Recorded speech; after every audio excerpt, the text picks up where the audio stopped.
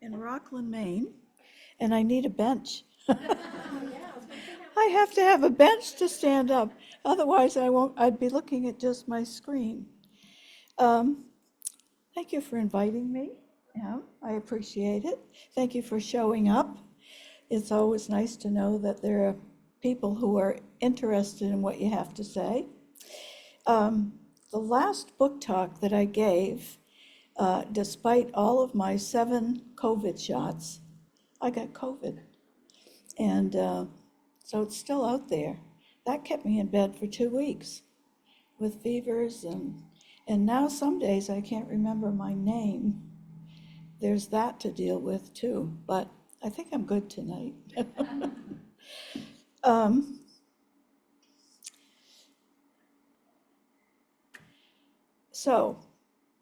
And Poison Fell from the Sky is a memoir, kind of a very powerful looking cover. What inspired me to start writing about this was a French proverb: to the living, we owe consideration. To the dead, we owe only the truth. I don't know why that was so powerful to me, but it was. And it brought me along my journey, because in writing a memoir, you might wonder why anyone would be interested in telling a story about their own life. It's a really courageous thing to do, as you'll find when you read the book. Hopefully you will. Diane, I think, has read the book. Has anyone else read the book? No. My truth is a simple reveal of a life that was trapped within a cycle of circumstance, a memoir that recorded the blip of a lifetime. My life did not follow my plan. It went in a different direction, and writing became a way for me to understand events over which I felt I had no control. I was guided on my life's journey by a strong moral compass and a sense of social justice. And in looking back, I can see the real me and understand how it happened. You may read my story for many reasons. You might be intrigued or curious, or in some ways you might be like me and feel the need to be understood. Ultimately, it wasn't the true me that I had to reconcile, but the circumstances that brought me there. My writing adventure began in the 1980s when I was interested in making dinners for my family that had an Acadian influence.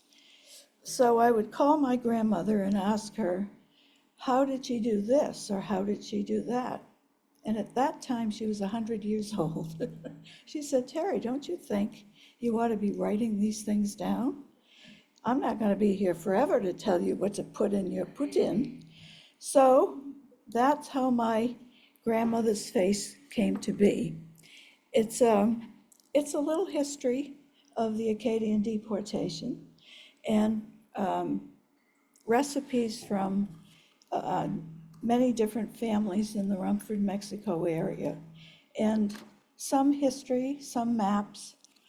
I was so pleased this past year to have this book included in the Osher collection of maps in Portland, Maine, which was a really big thing for me. I'm looking for the water. I am the daughter of Evangeline, the granddaughter of Alma, and the great-granddaughter of Philomene. We are all women of Acadian ancestry, and we proudly carry our history. We came to this new world from the towns along the Loire River in France and the southwestern coast of that country, arriving on April 1st, 1605, in Port Royal, Nova Scotia in Canada. My Acadian ancestors were the French equivalent of the Mayflower. Oh, look at that, my computer just went in a different direction than I wanted it to go. They were the equivalent of the Mayflower families of Plymouth Plantation in Massachusetts. And in a wild twist of fate, my ancestors were banished from their homeland by royal British proclamation and herded onto ships. There was an attempt to decimate their population as their farms were too successful, and these early French settlers we now call Acadians had become very wealthy in farming, threatening the English presence in the New World. Now, there was always talk about how the French and the English never got along, and one Englishman said, well, it's traditional. They're not supposed to get along, and they didn't. So before 1755, which was almost like yesterday, there was a presence of about 18,000 Acadians in the maritime provinces. When there was an act to rid them of their presence, 14,000 of them were deported.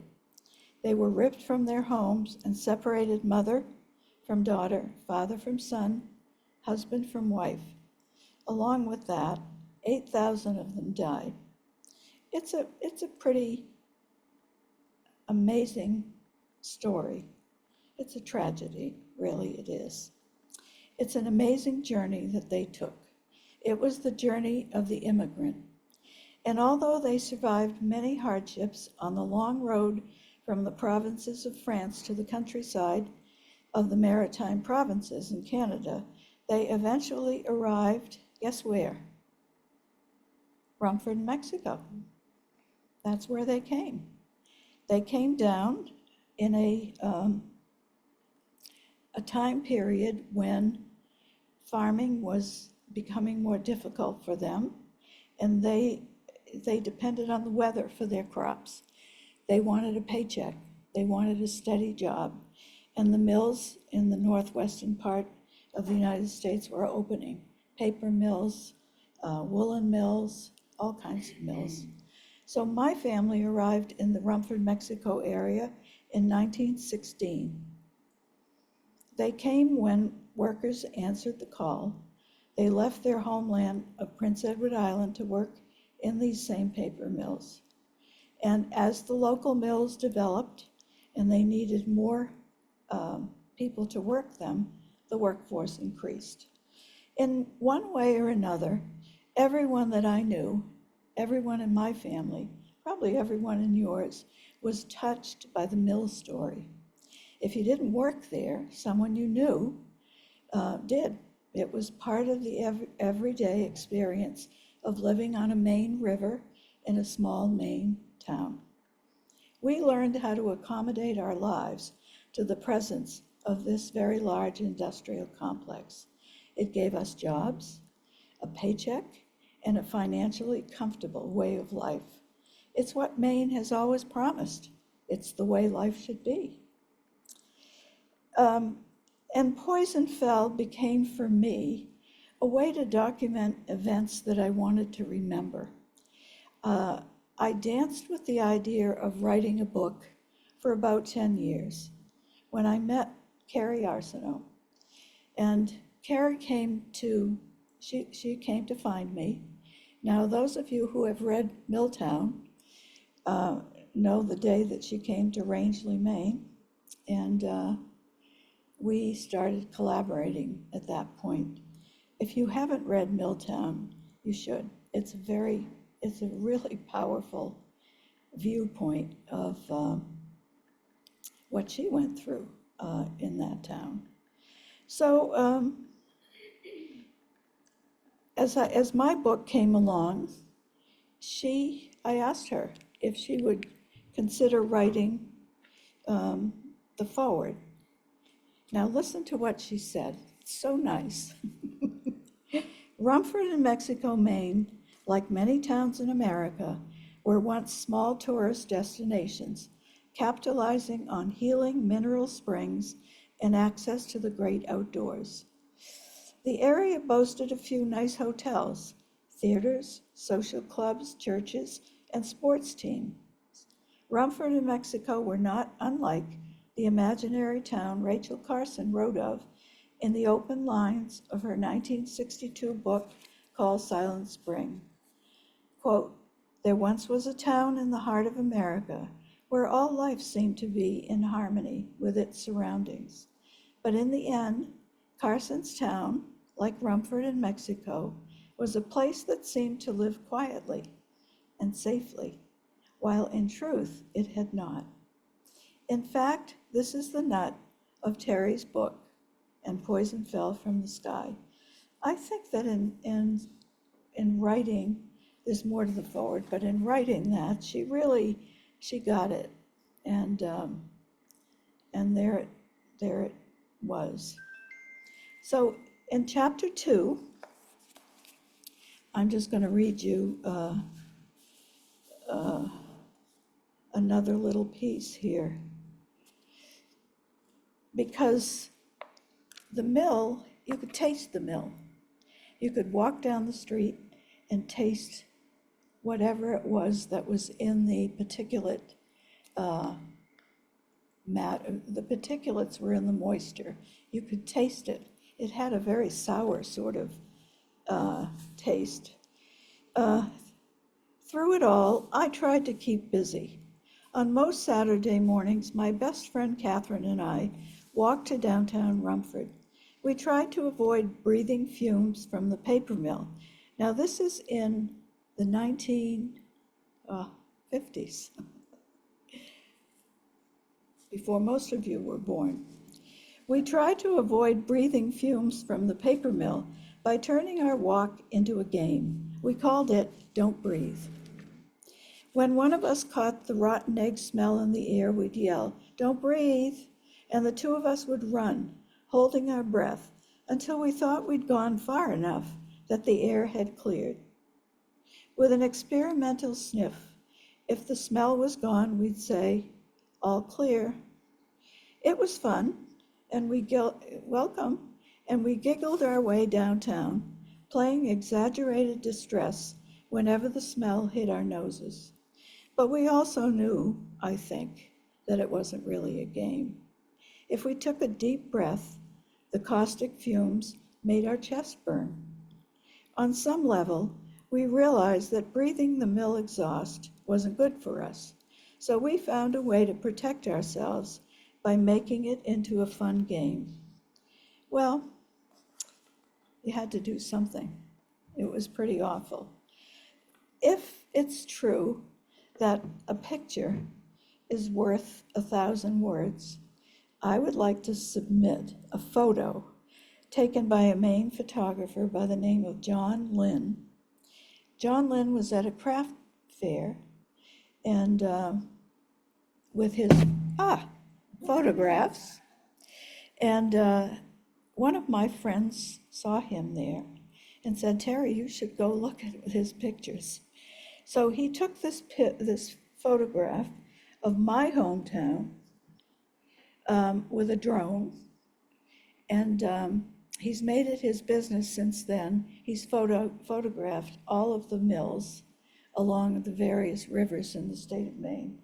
But I brought this photograph to show you. This is the center of my town. So when the mill was built, the town was built around it. And so there was no escaping it. When it started, it wasn't that bad, but as it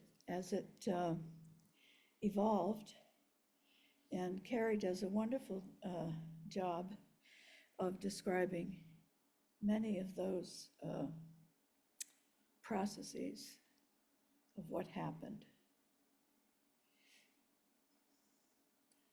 I didn't hear a shock factor when you looked at that. You what? You know it. I know. You can smell it for sure. One of the most shocking things for me was learning about something called the multiple contamination theory. And I don't know why I never thought about that. You know, we've talked about dioxin, we've talked about all kinds of chemicals that come from the paper mill. But what happens when they come together in this chemical toxic cocktail? So I question, which one of these chemicals was I exposed to just because I lived near the mill? Dioxin, chloroform, ammonia, formaldehyde, carbon monoxide, nitrogen oxide, nitrates, ethanol, benzene, volatile organic compounds, nitrogen dioxide, sulfur dioxide, carbon dioxide, elemental chlorine, chlorine gas, hydrogen chloride, hydrogen fluoride, cadmium, diesel, gasoline, other hydrocarbons, and new source fuel or chip tires, coal, and mercury. So the answer, of course, is you're exposed to all of them. Many studies are done on individual chemicals that are toxic or carcinogenic, but there's little data about the effect of a cocktail mixture like the one that you and I and others were exposed to every day of our lives.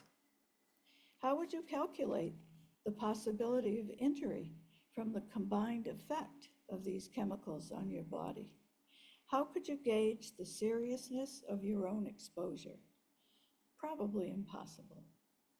But it seems reasonable to assume that if any one of these substances can by itself cause cancer or lung disease, then they would not somehow be magically rendered harmless when combined together. There were plenty of symptoms of multiple contamination exposure hiding in plain sight, yet the industry was safe from responsibility and liability as there was no way to demonstrate cause and effect. That was always the big issue. My husband was a family practice physician and a very good one.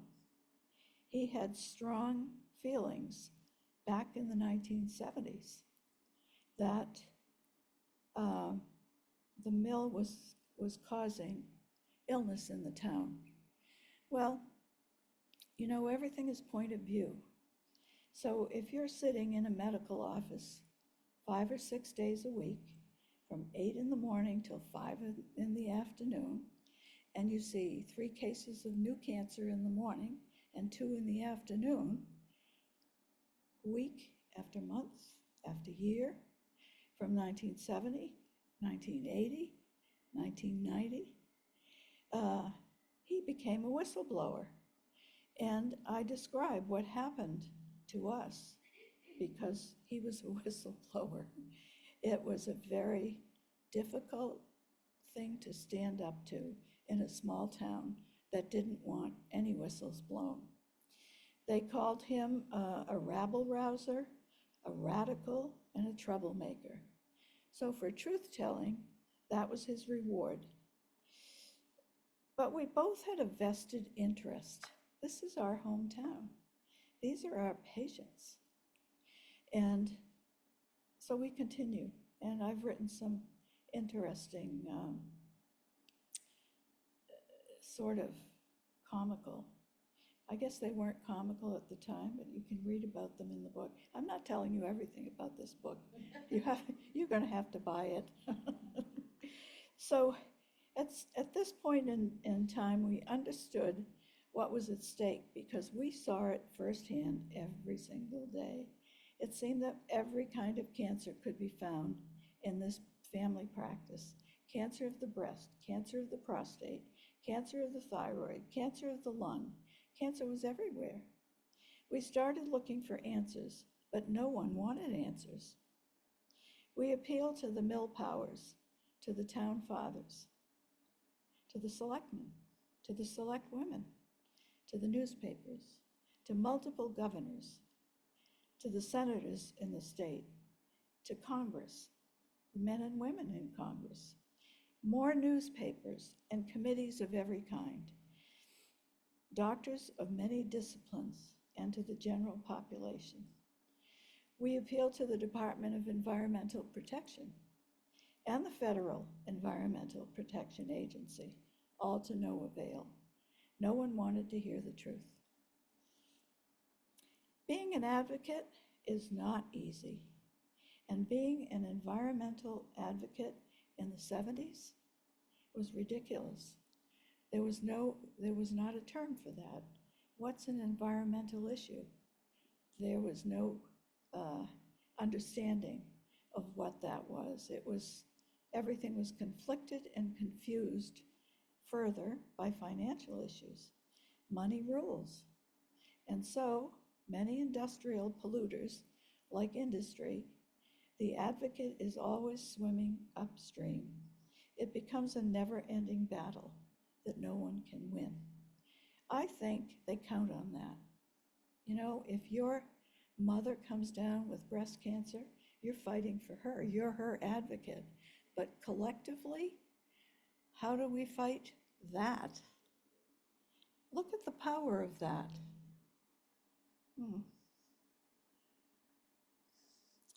Rachel Carson's book, Silent Spring, was written in 1952, and it was condemned by every major chemical company. But it launched the beginning of the environmental movement. Her courageous defense of truth in the face of ruthless attacks by the chemical industry following the publication of her book are well documented. I'm going to read this quote, I think is powerful. She said, "We stand now where two roads diverge. But unlike the roads in Robert Frost's familiar poem, they are not equally fair. The road we've long been traveling is deceptively easy, a smooth superhighway on which we progress with great speed, but at its end lies disaster. The other fork in the road, the one less traveled, offers our last, only chance to reach a destination that assures the preservation of the earth." Well, she wrote that in 1952. We're still here, and we're still fighting the same thing. Silent Spring, Rachel Carson. Yeah. 1952. Think about that. 52. Yeah? Yeah? All right, Google it. Google it. I think it was 52, but I've been wrong before.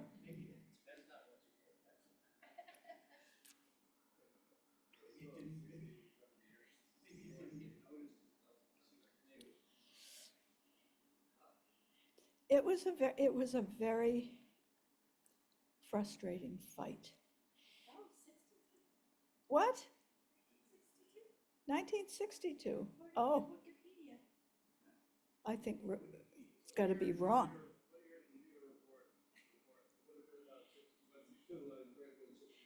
Okay, maybe it's a typo. Maybe it was a typo.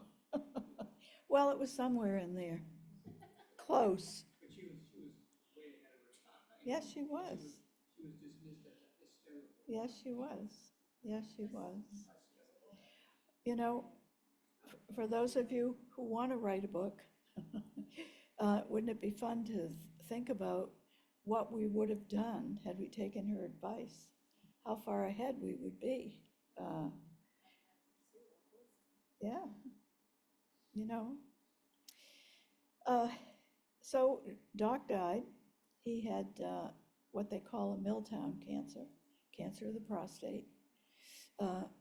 It was, we were diagnosing, he was diagnosing prostate cancer every day, tons of it up there.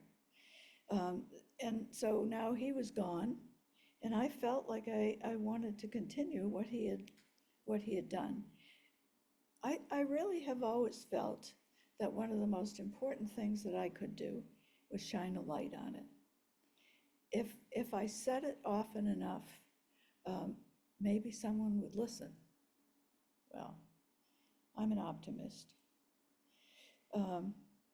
So I organized a group of 5 women. There was nothing sexy about our fight. It held little interest. We offered food, yes. I just curious where you shopped in Rockford in the 60s and 70s for your food. We had a garden. But we lived outside of the outside of this. This IGA. Yeah, yeah. Oh, yeah, I mean, in the 60s, I imagine was it IGA or shops? It was I Oh, yeah. lived in Rockford in the 60s, that's why I'm interested. Oh, So oh. the local grocer or history, Yeah. that's why. Yeah. Well, there was an IGA, no, and an AMP AMP, that was AMP. the one that was out. on the hill. Yeah. And Sampson's used to be. What years did you live in Rockford? Where? What years did you live in Rockford? I was born there. I've always lived there. How many years consecutively did you live in Rockford? 78. So you lived there, well, I thought you lived in Rockford. I do. So you're always there? I escaped. Oh, I thought you were still in your city. I didn't catch. Okay, so you, what year, 70, you said 68 years. And then you moved to Hartford. Well, I was born there. Yes, I understand. And I moved to Hartford when I was about 72. Maybe 73. I don't know. Somewhere in there. And Doc passed away. He passed away in his 70s. He always lived there too. He was born there.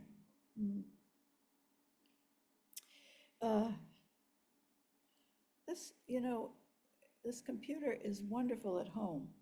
You bring it on the road and it has its own idea of what it wants to do. So I organized a group of women. Well, we would have accepted men, but we couldn't find any that wanted to come and join us. So we met every week and at a little sort of bakery somewhere between Rumford and South Paris. And there were 5 of us. There was a baker, an orthopedic surgeon, a neuroscientist, a clinical psychologist. We were an interesting group, and a nurse. And we felt empowered to do something, to stop. Because now, at this point in time, the paper mill was applying for new licenses. They wanted the opportunity to discharge more toxins. So they went to the DEP and filed their permits. Actually, they were given them. But we wanted to make a statement. Terry, so at that point, they wanted to discharge more into the air. Yes. Because the water protections had changed, right? They couldn't do. No, they were not sort of related. Okay. The water was that issue and the air was this issue. But for lots of reasons, they started using something called new source fuel. Do you know what new source fuel is? Do you know? New source fuel, they found out that they could take those, those big piles of tires? So they could take those tires and chip them, put them in bags, and use them for fuel. So if, rubber doesn't really burn, but it smolders. So in those big stacks, they were now burning pieces of rubber What was this? with sludge all your lifetime, honey. All your lifetime.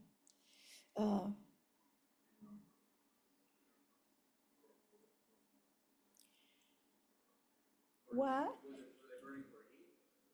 No, Or the machines. power. Yeah, to power. So So I want to tell you about my five women. Then I'll tell you some more about that. But these women, we ended up doing a presentation at the Common Ground Fair. They invited us to come, so we did, and presented our findings. It was very exciting. We thought we were really onto something. Maybe someone was going to listen, but no one was listening. So I tell in this book one brief encounter. I decided that I wanted to go to Farrington Mountain, and we couldn't get there because it's it's private property, and they have people standing guard with guns. So this good old boy said, "I know how to get you up there, Terry. We'll take you up the back way. No one knows this way." So Jenny and I went. We had all of we had a backpack with containers to put. There was ooze coming from the ground, and we tiptoed in through the back, and there I saw this man with a long rifle looking at where we were, but he didn't see us. But he heard us. I think he heard us. And Jenny fell. There's just the two of us there with no cell phone, no compass. I don't know what we were thinking. Anyway, we weren't very successful. Don't do that. That's not a good way to, we could have gotten into real trouble, but we were lucky. But it was really hard to recruit people to come to the meetings. Talking about environmental pollution is not sexy. Nobody, even with great cookies, we always had food. We couldn't get people to come. I think we probably had 8 or 10 people in the group. Eventually we disbanded,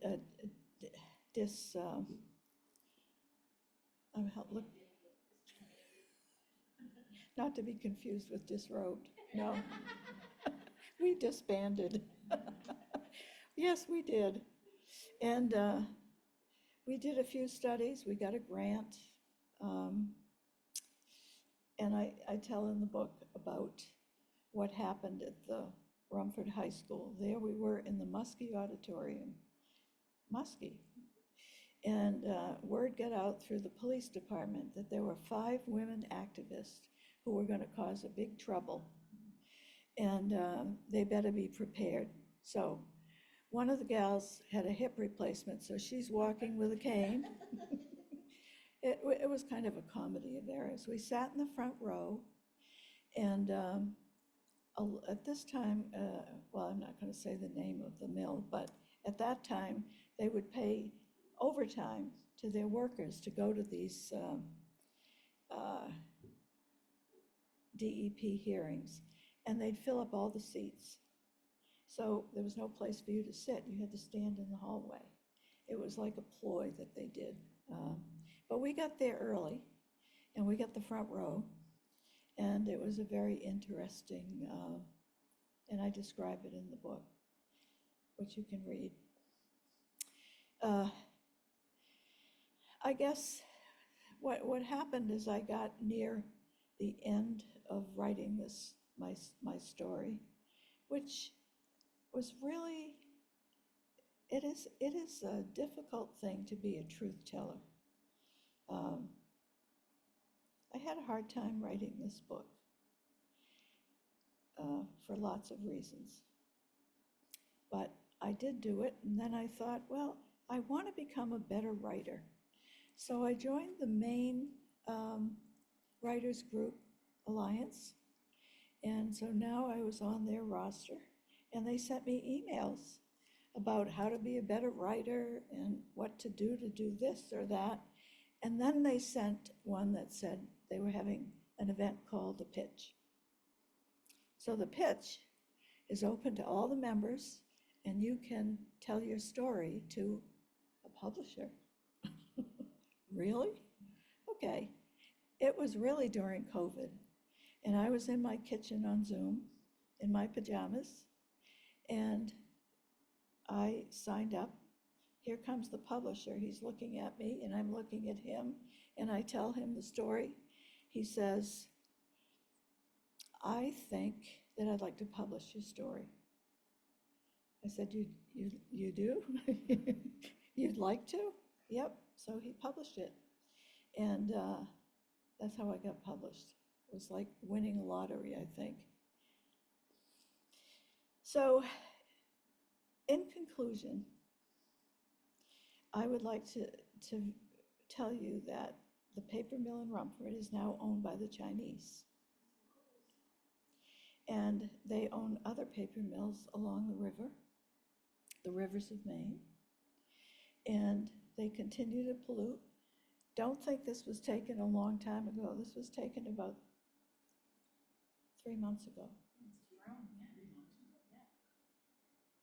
3 months ago. So now, if you get to live there, you get to be polluted for China. And we've let all of that happen. You know, there is a disconnect between that and cancer of the breast, or autism, or cancer of this and tumors here. I can't tell you how many people have called, but they think they're telling me something. I already know that story. I've seen it thousands of times, and it doesn't go away. And it doesn't get easier, because there's a big human cost to that kind of toxic waste. Isn't that a great cover? Any other questions? It's just so, there's the beauty and then there's the terror Yeah, in covering this. yeah, yes, Because there the is. story of Rumford and the families and the history is the beauty. And then it's all bound together by this terror and how we're all impacted the rest of our lives because of it. And we haven't even known. You know, I didn't realize. Please repeat the question. My life was impacted until I read Carrie's book, and it's just like the light bulb went off, you know, Right, infertility, thyroid cancer, oh yeah, you know, that's what came from growing up in this town. yeah. Well, congratulations to you, really, Yeah, for making the connection and understanding it. totally. There is a big human toll. I had a phone call the other day from a gal from Portland. She's a nurse practitioner. And she said, I don't know where to go with this problem, and I thought you might have some insight. I said, me? Okay. So apparently in Portland, on the waterfront, there are big piles of coal, black coal. And she's upset because it's not covered. And when the wind blows, the dust flows. And so their cars get covered. We know about that in the Rumford, Mexico area. No one would let their kids go out without first washing everything down. So she called me, and I said, coal? Where's that coal going? Well, she said they put it on these open train cars, and they bring it to Rumford. I said, they are? They're burning coal. Did anyone here know that? I don't know what, something is making a lot of racket down there during the day. I don't know how recently you've been there, but during the day, it is so loud. You know where my mother Yeah. was. It's deafening where my mother was. So they're Oh. not allowed to do whatever it is that they do at night.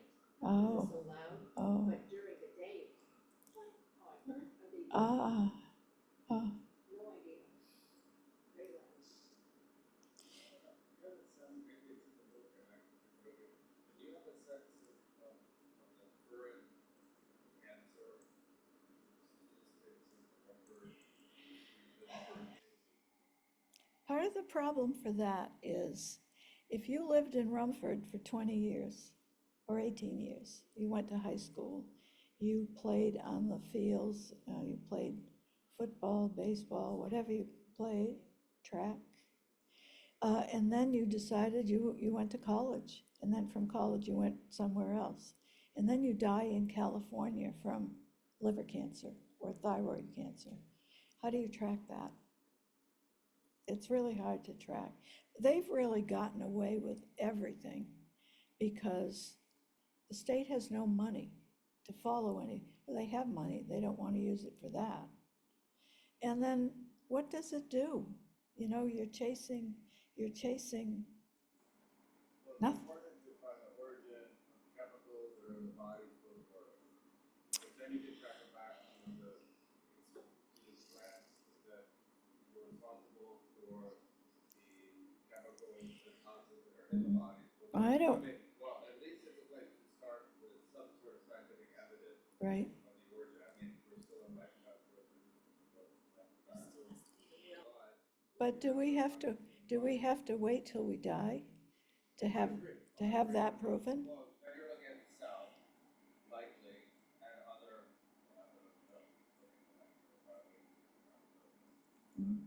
how does the have any cancers? You know, I'm young, 46 years old, but I'm in that curve, that age where, I'm considering that as a concern. For one, because I've had 3 COVID-19 injections, and I understand now that that's could affect my cellular, my cells in my body from what I'm reading, and that concerns me. I'm a healthy 46-year-old man, as far as I know, and I've taken care of myself my entire life, made quality decisions, all this, put my health first. But I'm certainly concerned. I went to high school here in the Rockland area. I went to Rockland High School actually. I lived here for, I think, about a decade.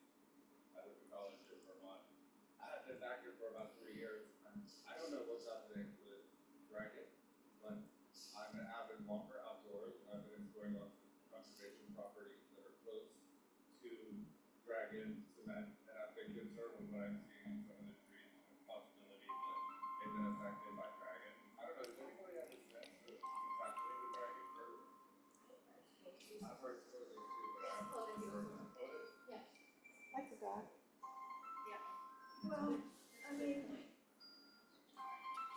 They're not mining, but they're using it to transport, possibly the rock to someplace offshore. Or something, or shipping process. I don't know. Where did you read, do you have any Local reference? paper. Local paper. Is that like, have they found it? Courier? Courier. Courier, yeah, courier. My daughter's the editor.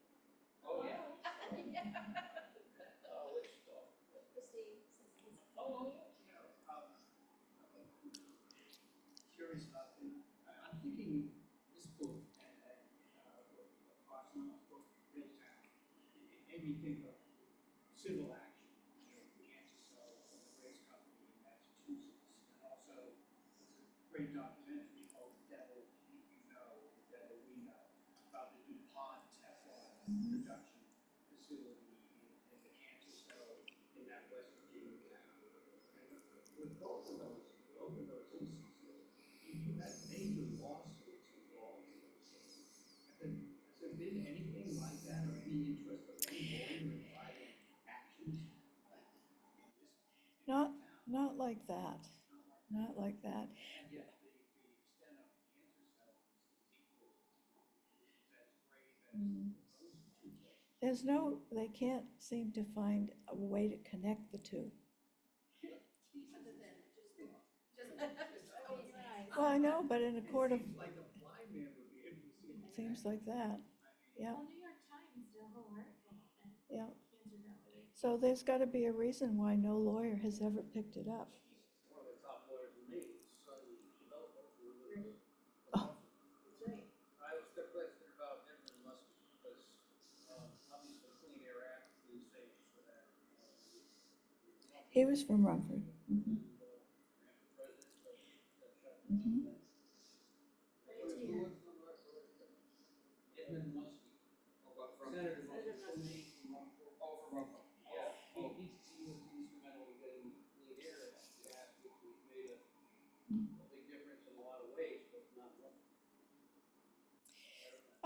it's a really interesting question. Why hasn't that, there should be a class action suit. Yeah. That's what should happen, but it has never happened. And Start as a disconnect. I agree. Mill, if your dad was a mill worker, you had the best, clothes, I mean, there was a clique in the school between those that had, I just feel like nobody would wanna do anything about it because the town hospital was so much. Because it is the town. That is what happened, right? It was the same thing with the citizens group that initiated the lawsuit in West Virginia. They were branded as troublemakers. Yeah. And they were- There's a formula. There's a formula, and they use it everywhere. Yeah. I mean, Rumford, New Mexico is not an isolated example of industry's They were bad behavior, ostracized and threatened and, oh God, they suffered. right? Just because they were trying to do the right thing. When there was an accidental release, a gas release in the mill, or something untoward happened, the first thing that would happen was they would be approached by someone, maybe the mill lawyers, and they would be talked into signing a non-disclosure, and they would be paid off. And I think that you can go to the courthouse in Oxford County and look some of those up, and you would see. So that was another thing. If they were injured and they signed that piece of paper and took the check, there was nothing you could do about that. You know, when I was younger, I was working in Florida as a waiter, and I got a table, big table, and at the end of the table, the host was a big executive at I eat. He asked me, he said, "Oh, you found out I was from Maine." He said, "Oh, you're from Maine, and you're international paper." And I said, "Yeah, I have." He said, "They're the biggest polluter in the state of Maine." And he said, he got rid of me. He said, "I don't want this guy in my Oh. team." Did you really? Did you ask for a new waiter? Oh, yeah, really? His They're not really daughter, honest. his daughter thought it was pretty funny. Oh, that's interesting. I said, yeah. Well, you know his name? I'd be interested to go back and look at his I'm certainly familiar with that company. But how was it for at least 4 decades? So, It was, So, it what, was in the eighties. His daughter got a kick out of it. She thought it was funny. whereabouts in Florida? Well, that's Gasparilla. so what do you think it would take? Sometimes people say, well, how do you fix it? How do you fix it? It's gonna take a couple of strong-willed individuals, and I wouldn't be surprised to see Carrie on that track. Carrie's moving to France. Oh, she's getting a real life, I think she is. But she has all the data, she's. Well, the data, you can find the data, but the problem is huge. Didn't Carrie have my friend of mine sent me an excerpt from her book about comparing the life of the ordinary people to the life of the Chisholm family. Wasn't that her book? Do you recall that? Yeah, I mean,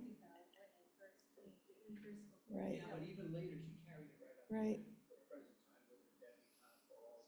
oh, yes, And there was one young Chisholm still who would come to the town. yeah. Failed. Well, the Chisholms, they were not the enemy. Right, I mean, what they started was wonderful. yeah. A nice, paper-making, manufacturing plant in a little Then we town. got Oxford, then we got Boise Cascade. What's the name of Ethel? that beautiful development that they built for? Strathglass, That's where my dad. Those places are gorgeous. yeah. I don't know what they're like. See that? Yeah. That's what it looks like now. Almost, yeah. But getting back to that question, what do you think it's going to take to give us a collective conscience? Give us the will to say, jobs at what cost?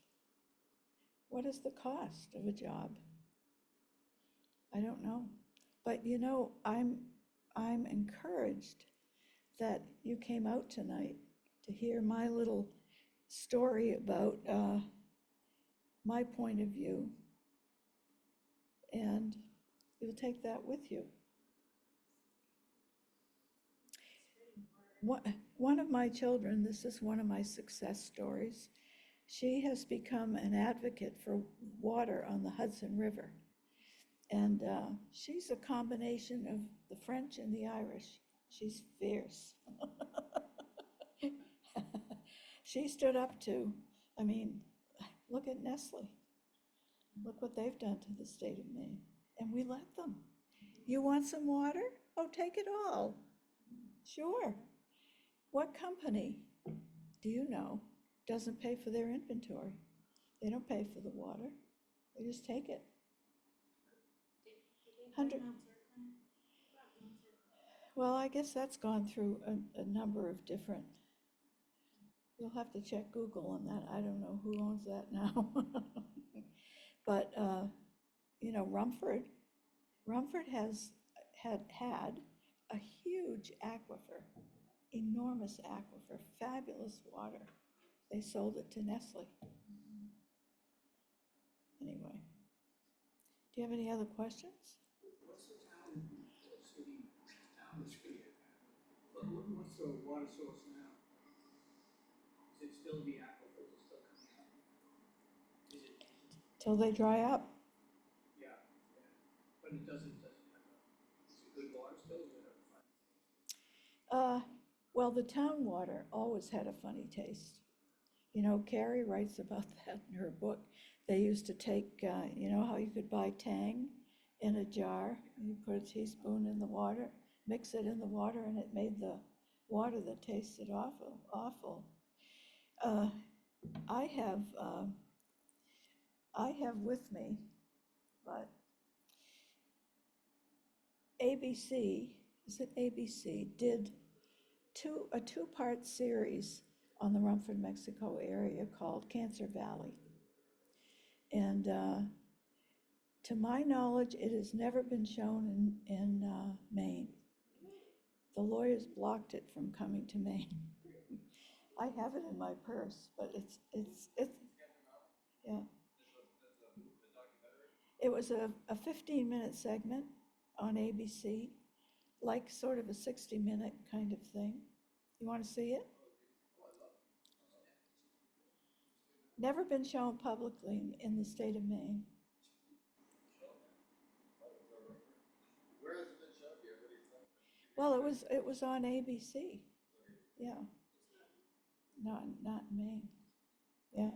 I'm noticing that with some internet searches, I'm having some difficulty now traveling to some other states that have more success in other states finding. Really? Information, Can you play that? No, can't do it. Can't do it. Well, it's too bad. It's good. Maybe I'll. Where's your daughter? Who's your daughter working with? She was with Riverkeeper, and then she started her own consulting business. But she's a force. She stopped, well, Rebecca Martin.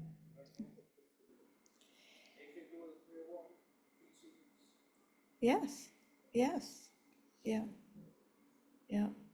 Can you send us a link for send that ABC documentary? I'm so illiterate when it comes to that. I'll try. If you want to, before you go, we can use one of those brochures there. Give me your email, and I will try and do that. You know what's I think is kind of interesting? Monica Wood, Carrie Arsenault, and Terry Martin all come from the same 5-mile radius in Rumford, Mexico, Maine. Isn't that strange? I'm sorry, what comes from that? 3 women writers in the same little Monica Wood, yeah, Oh, yes. fabulous writer. Carrie Arsenault, and then Marie Thérèse Martin. Personnel and Mary Trace Martin. This is Mary Mary. Trace. This is her. Oh, you're Mary. Oh, Mary Trace. oh dear, dear, dear, dear. Yes, well, Has there been an analysis of the emissions to see, exactly what's all in?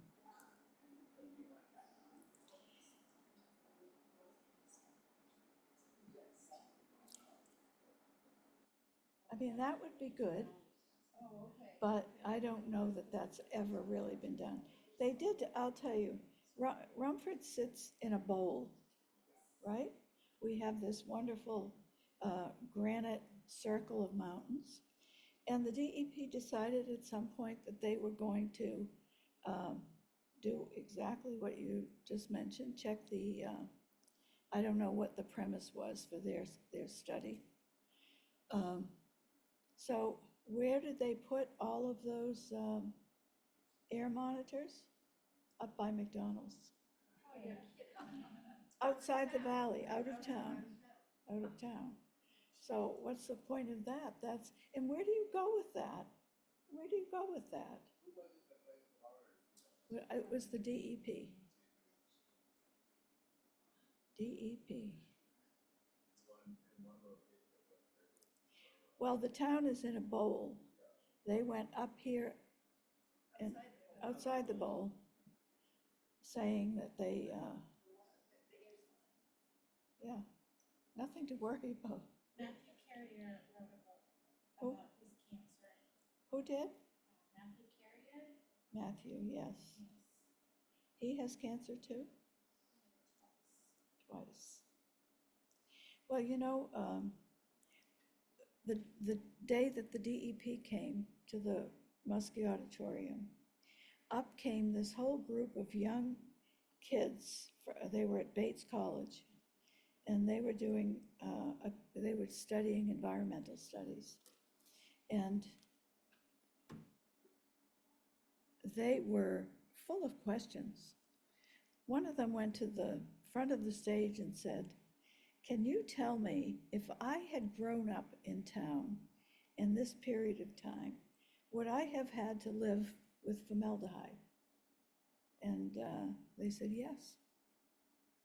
That's not something you want to be breathing in. I thought, that, I don't know if you've been to the Vietnam Wall in Washington, D.C., but it's such a powerful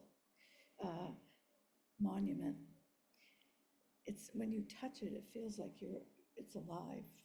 And I thought, maybe that would be something that I would like to do in Rumford. If we did a wall like that of people who died of, thyroid cancer, breast cancer, prostate cancer, I mean, I was thinking that too, just on top of my head, because I had a wonderful experience at Loga, when it was the Maine, Cemetery Association, uh-huh, and just, not necessarily to take a rough for, maybe to have something for cancer awareness, perhaps in regards to, I don't know how you would be able to do that, perhaps through the Maine Cemetery Association, that's possible. well, before you arrived, we talked about Carrie's book. And did she take criticism for it? Yes, a lot of criticism. And, this is a kind of a fearful time. People are afraid the way other people react. And one of the things I think that happened and still happens in Rumford, there's a sense of loyalty there. Don't spill the beans outside of the bowl. Keep that stuff here. This is our life.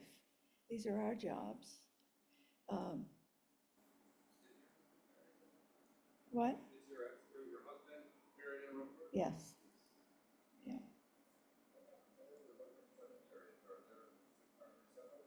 Quite a few. Quite a few. Yeah. There's Rumford has different areas too, because you come up. And so, they were that.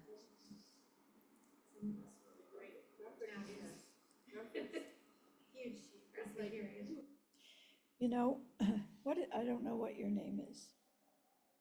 You, Peter. Peter, you know, one of the things we've talked about before, and I read that to you about my family coming down from Prince Edward Island. And even today, when I go to Prince Edward Island, I have to do a double take because everybody looks like my uncle and my cousin. I mean, it's a strong genetic presence, and none of them have died of cancer.